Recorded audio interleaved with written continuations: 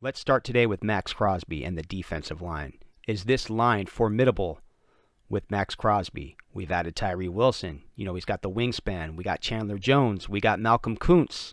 We got Jerry Tillery, former first-round pick from the Chargers. We got Belial Nichols, man, who can get that bull rush in there. He had 1.5 sacks last year. What if he had 3 sacks this year?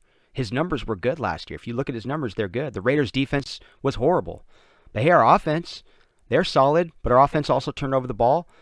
Momentum, guys. Momentum, dude. We got Marcus Peters, who can jump routes. We got a little bit of cornerback help now. Jacorian Bennett, is he going to be the real deal? Are you excited for his potential? We got some safeties, man. We've, Trayvon Merrick, is he going to come around his second year? I'm going secondary, I'm going defensive line. The reason being, they go hand in hand. Everybody's worried about linebacker. I got something to say. Linebackers are going existent in this league, dude. They're becoming hybrid safety linebackers. So if you look at the amount of safeties we're carrying, you can kind of see the direction of the NFL. This league is changing, man. Did we invest enough in our defense? That's a big question. A lot of people wanted the Raiders to spend money on defense. I have a bigger answer to that. You should never spend big money on a defense. Why would you do that when this is an offensive-driven league? You got to pay wide receivers. If you have a wide receiver like Davante Adams, you got to honor that contract. That's a big-time wide receiver. They're paying Josh Jacobs $12 million on a 1-year contract. He's on another contract year. You got the discount with Jimmy Garoppolo, but if they had a superstar quarterback, man, we would not have Josh Jacobs and Davante Adams, I think, in this offense. So we got to hope the best for Jimmy G. We got to hope the best for Aiden O'Connell. So when it comes to our defense, though, I mean, the biggest gripe the last couple seasons with Raider Nation is, why aren't we putting enough money in the defense? And I'm going to tell you why, man, because you're just not going to get a Ray Lewis-built defense these days unless you find that type of player in the draft and he's committed to your team for his entire career, man, and he takes pay cuts. It's just the reality of it. Or Baltimore, let's say, let's just use Baltimore as an example, because they've had they basically had 2 defenses that got him 2 Super Bowls. So let's just go off of Roquan Smith. They gave Roquan Smith a $100 million deal for a reason, because that's their culture. But what's going to be our culture? That was our culture in the early 80s, but we got to adapt to today's culture. Today's culture is an offensive-driven league, and defense does win championship, but offense has to win you games to get there. You just got to hope you have that one player. We have a player in Max Crosby who is putting up a little bit better numbers in certain categories than a guy like Aaron Donald. So we can build this defense with the right draft picks, with the right free agents, and with the right budget. And that's what I'm getting at, is that what the Raiders did this offseason, which I think was a solid job, man. They did draft defense, number 7 overall. I think Tyree Wilson's an intriguing prospect. I think Max Crosby has worked on every technique that you could even think of. Going back to like 2022, just last year alone, and if you read the blog, it shows, I have the photo of him grabbing Russell Wilson's gripping it, because that's his new move where he just grips you by the jersey and does not let go. He's literally going to pull you, and it's a technique where he pulls you into the ground, drives you into the ground. So teams are concerned when it comes to Max Crosby. Teams have him definitely, they're watching a lot of film on Max Crosby.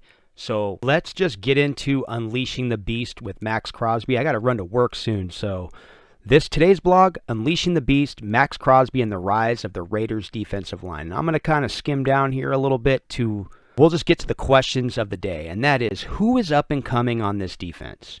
Who can showcase their potential?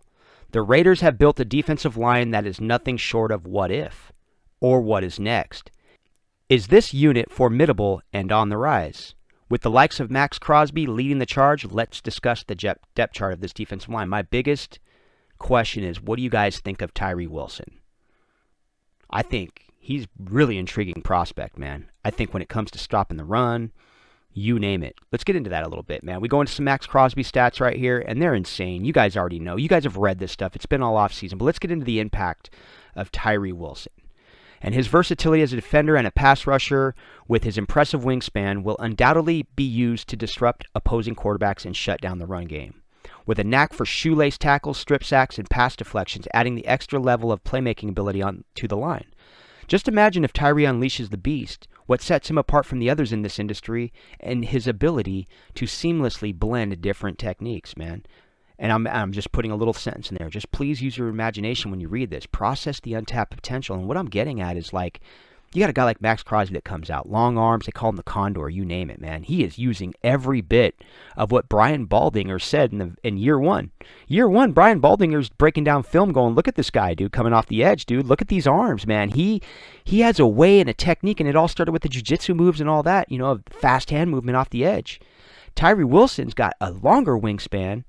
He looks like he's a little bit more, he's built differently than Max, but at the same time, he looks like that guy that, if he gets in the backfield, I could just see him mauling a running back.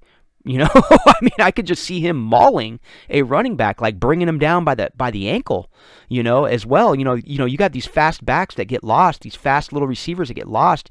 You have the Tyreek Hills out there. They'll use him on every little thing, man. And what if they tried him on a running play? You name it. Tyree Wilson's that guy, man. If he can it's a game of inches, man. He gets you by the shoelaces and you go down. That's a big play. So, but I want to know your thoughts on this, man. That's what I was seeing. Me and my buddy had this great conversation about Nick Bosa being on the trade block this year, and would the Raiders, hey, if Nick Bosa was available for trade because he's having a contract dispute with the Niners, I don't know if they settled that yet, but would you trade Tyree Wilson and a first-round pick to get Nick Bosa? And you know what? He asked me that question, and I said, no, I wouldn't, dude. And I explained why. And I explained these things. I said, dude, I'm thinking shoelace tackles. Nick Bosa gets hurt a lot. Nick Bosa can do a lot of things. Nick Bosa's a strong human being. And he's got that great bull rush. But I like what we're doing on our defense. I like what we're doing with guys like Max Crosby, Tyree Wilson. So that was kind of my point. And he goes, you know what, man? He goes, I think of it a little bit differently. He goes, you're right. He goes, but I'd still take Nick Bosa. And he's right. He is ultimately right on that one. Jury's out on Tyree Wilson for the year, man. He's a first-round pick, number 7 overall. So a couple quotes here from, and like I said, and we're just using our imagination when we read this stuff. I like imaginative things, like, hey, what's the untapped potential that we don't know? We can imagine it, man.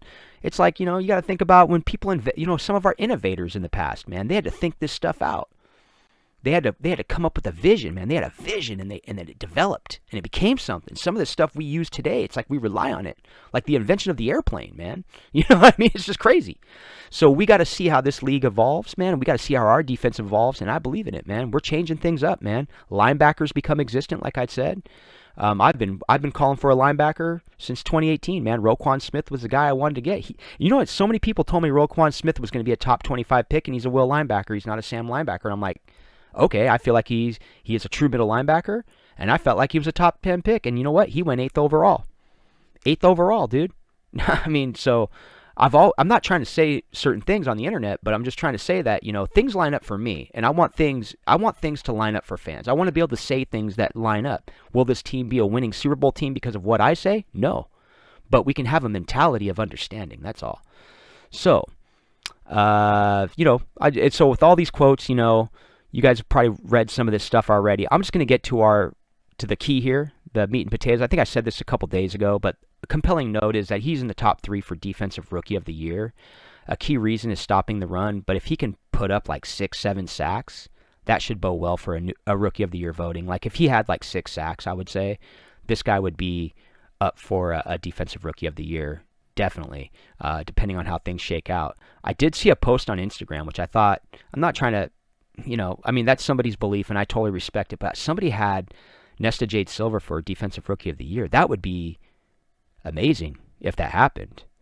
And I use the word amazing. I don't use that word much, but if he was the Defensive Rookie of the Year, that would be clearly amazing. And I saw somebody post that on Instagram. Probably not realistic. But Jacorian Bennett? Maybe. Michael Mayer for Offensive Rookie of the Year? Very possible.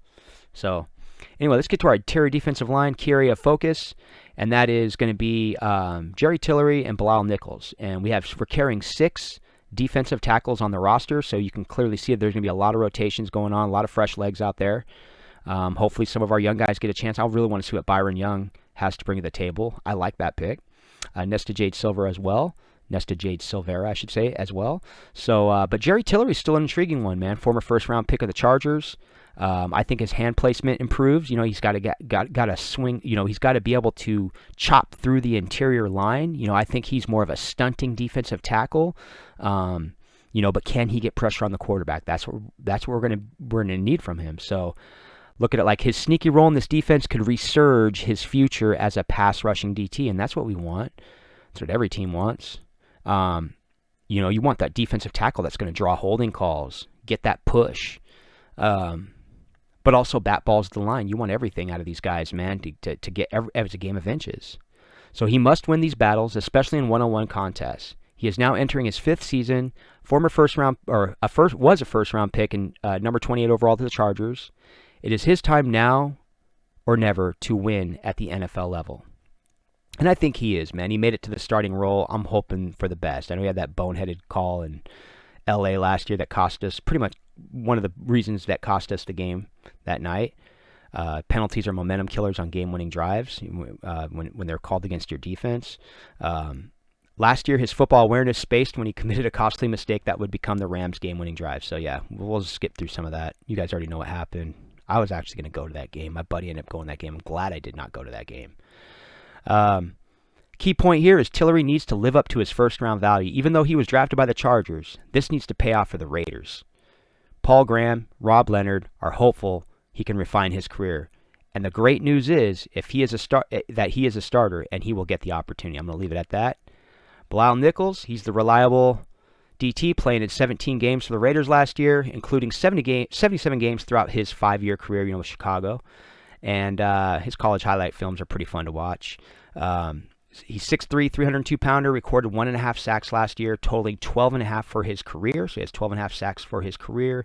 And he also had 11 quarterback hits. I forgot to put how many. I think it was like 4 tackles for a loss. My bad. Got to put that in there. So, what if Bilal Nichols gets like 3 sacks? Believe I might have mentioned that earlier. You're getting great production. I think that's great production right there. What I see right there, that's good production. I'll take that from a defensive tackle. So I'm just going to lead at this. If you read this and you enjoyed it, share your passion. Let's hear your voice. We all share a burning desire to succeed and win. Thank you for reading and supporting our blog. Go Raiders. So I'm getting, let me pull this up. So I'm getting back, dude, to when we write, we want to ask you personal questions. Give us your thoughts, dude. Give us your thoughts on this. We share the same passion. We want to win. I'm not here to hate on this team, dude. I'm here to win. I'm here to encourage. I'm here to be a cheerleader. That's our job, dude. Did you know that, fans? We're cheerleaders for this team. I'm here to be a cheerleader, dude. I'm the real estate agent that's trying to sell the house. I'm trying to sell you the Raiders house right now. I'm trying to sell you as a Raider fan. Get pumped up. Get in those stands. Let's take our stadium back. I'm doing my best, dude. I invested $1,500 in tickets this year. That's a lot of money, dude. That, for me, maybe that's not a lot of money for some people, but I invested $1,500 into this team this year for tickets, just tickets.